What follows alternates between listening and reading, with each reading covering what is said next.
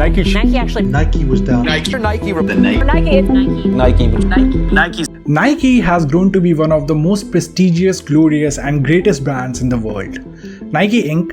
was founded way back in 1964 by Bill Bowerman, who was a coach for the University of Oregon's track and field team, as well as Phil Knight, one of Bowerman's former students. And Nike's former name was Blue Ribbon Sports, which is currently headquartered in Oregon, USA. In 1978, the company was renamed as Nike Inc. and it went public 2 years later in 1980. The same year, Apple Inc. went public. Nike's marketing campaigns have been recognized throughout the world and have established new benchmarks in the industry. I have already covered a video about Nike's incredible win over Adidas during the Olympics of 2012, and I'll link it at the end of this video as well as the description below. Please do check out that phenomenal episode after this one. Well, on September 3rd, 2018, Nike launched a marketing campaign called Dream Crazy that created a massive hype for all the wrong reasons.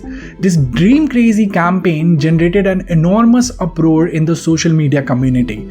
In fact, individuals began to burn Nike sneakers and products to show their anger, which was followed by a series of misfortunes and a Twitter campaign to boycott the company.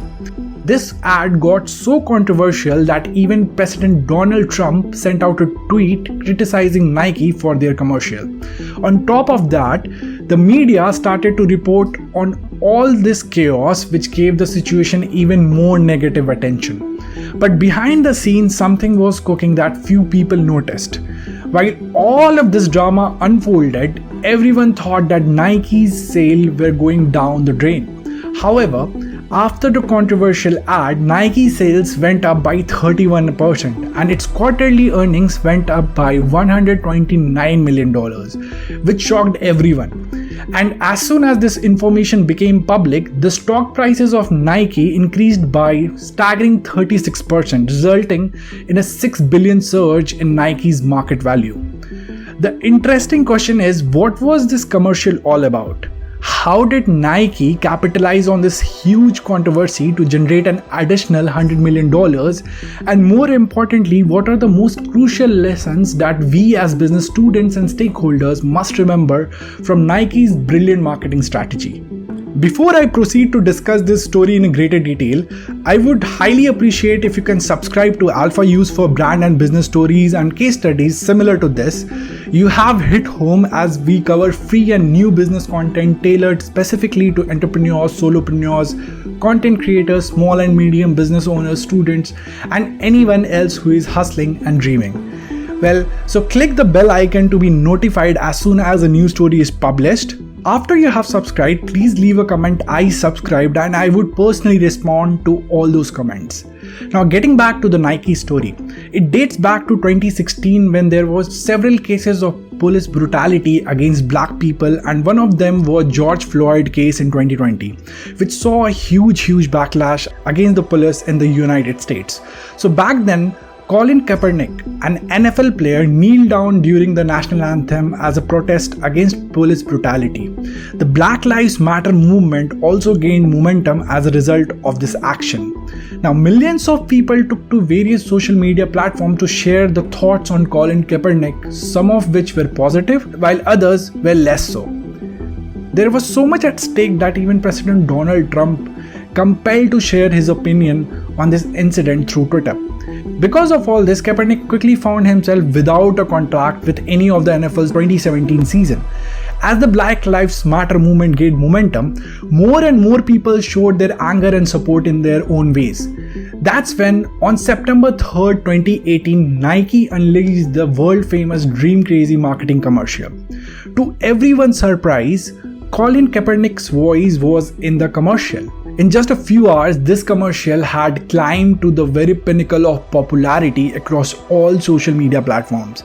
After a while, there were over 2.7 million mentions of Nike in online forums and social media. There was a lot of backlash on social media because of this. People burned Nike shoes, prompting a second tweet from the president. There was a lot of unanswered questions that needed answers. Like, if this Nike commercial was intended for such a wonderful cause, then why did so many people seem to be against it? Why were people burning Nike shoes and the products of Nike? Why did so many people despise and dislike the Nike brand suddenly? And though there was so much backlash due to all this controversy, how on earth did Nike manage to improve its sales? Well, to understand all these answers, we need to understand a phenomenon known as bipolarization. Well, to put it simply, bipolarization as a concept is having two opposing views. Thus, for instance, Kaepernick's kneeling down during the national anthem was interpreted by some as a display of bravery and courage and support to the minority people in the United States, while others interpreted it as an insult to the American flag. That's why the group which interpreted it as an insult to the American flag interpreted Nike's support of Colin Kaepernick as a sign that the company was anti-American. This was also the same group that launched the Nike boycott campaign on Twitter. As a result, when sentiment analysis was done about Nike, the results were terrible and disastrous. A company called Brandwatch reports that after the commercial was shown online, the ratio of positive to negative sentiment for Nike dropped from 90% to over 60%. Immediately after the commercial aired, Nike's favorability rating dropped from 72% to 65%. The Dream Crazy advertising campaign had a devastating and disastrous effect. The crucial question is, what happened when so many people boycotted Nike and there was such a backlash? How on earth did Nike manage to see 100 million increase in sales? According to Nobel Prize winner and psychologist Daniel Kahneman, the human brain operates on two systems, System 1 and System 2. While System 1 is an analytical brain which do complicated mathematical calculations, System 2 or the limbic brain is also called the monkey brain. And this part of the brain is responsible for your overall behavior and emotions. This is the reason why we behave how we behave, and there is such a disparity in different individuals. The way to tap to people's emotions, especially the limbic system, is the prime way to gain their trust. And this faith or trust is primarily driven by the purpose of your actions.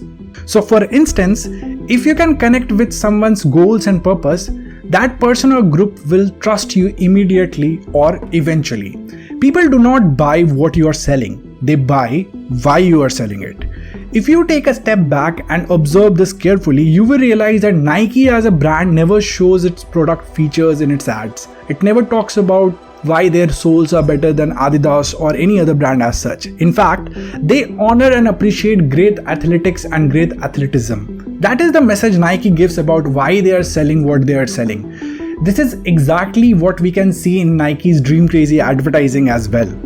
Dream Crazy was a mission-driven campaign that stayed true to its mission. That's the dignity, respect, and safety of America's black minority. As soon as people saw it, those who agreed with Nike's messaging started to share it, which led to a huge amount of virality. At first glance, the majority of Americans appeared to be against Nike. A closer examination of the data and numbers reveals an entirely different story. Research shows that while 13% of Americans consider themselves to be African American, 18% of Nike's customer base is made up of African American origin. Additionally, 16% of Americans are of Hispanic or Latino origin. They make up 19% of Nike customers, while Asians make up 3% of the population of America but 5% of Nike's customers, while white makes up 75% of the US population but only 57% of Nike customers are white. Therefore, 43% of Nike consumers were more likely to connect with and empathize with the message when Nike launched the campaign supporting the minorities in US.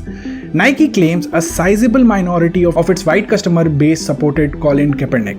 Secondly, Research by some of the most prestigious marketing companies in the world has shown that marketing with a higher purpose is the most successful strategy to connect and target millennials and Gen Z. The interesting thing is that millennials and Gen Z are Nike's crucial client category. 15% of Nike consumers are under the age of 18, 41% are 18 to 24 years old, and 19% are 25 to 34 years old, implying that 75% of Nike customers are under the age of 34 and are particularly likely to connect with Nike's purpose-driven marketing approach. Despite widespread American disapproval and hatred towards the brand, Nike actually saw an increase in loyalty from its core demographic and consumers. Nike was becoming more than just a shoe company. In fact, it was now much more than that. It was emblematic and symbolic of their pride and representative of how they saw the world. Therefore, many celebrities who identified with the campaign began sharing Nike's advertisement on their social media accounts. Among those celebrities were sports legends like Serena Williams, who alongside basketball great LeBron James and even Black Panther star Michael B. Jordan posted the Nike ad Dream Crazy campaign. As a result of all of this, the company's brand recognition and perception skyrocketed and sales increased by more than $100 million. It's not uncommon for people to become defensive when others in their immediate vicinity criticize their preferred politician or product, let's say Apple products. I'm not sure how often this has happened to you all, but these people frequently and sometimes irrationally defend these products or favorite political candidates. People tend to find even more ways to promote their favorite Apple product or candidate because of the criticism.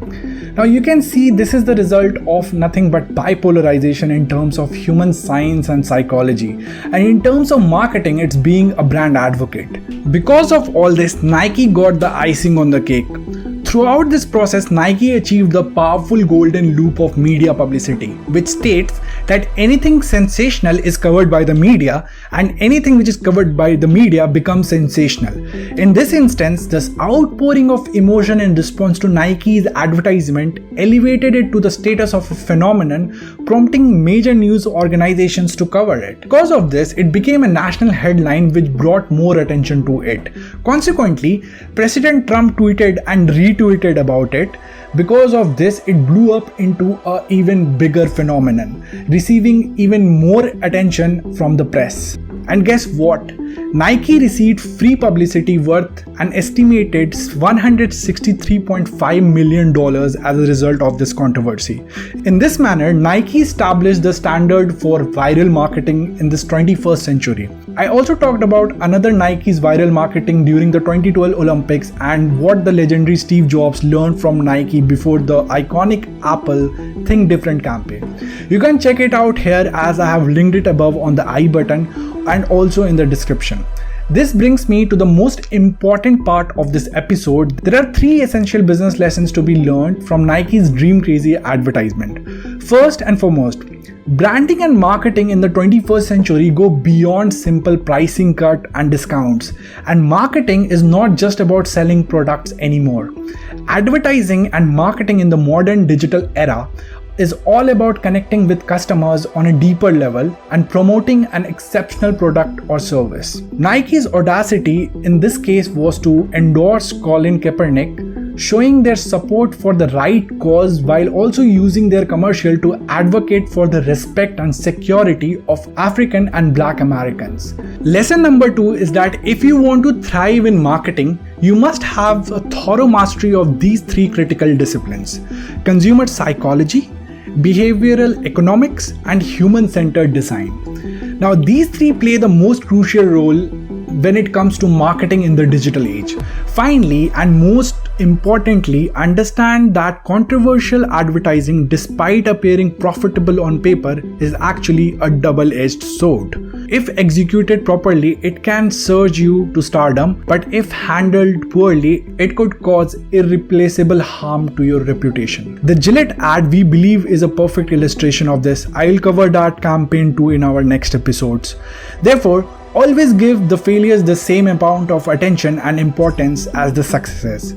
because success is built on the pillars of failure. And I would like to quote one of my favorite writers of all time, J.K. Rowling. It is impossible to live without failing at something unless you live so cautiously that you might as well not have lived at all, in which case you have failed by default. Bill Gates also says it's fine to celebrate success, but it is more important and vital to heed the lessons of failure. So no matter who you are, no matter where you are, no matter what you are going through, I would just say keep going. This is Anuj from Alphause, and for more content like this, including brand and business stories, case studies and resources, subscribe to Alphause and hit the like button to make the YouTube algorithm gods happy.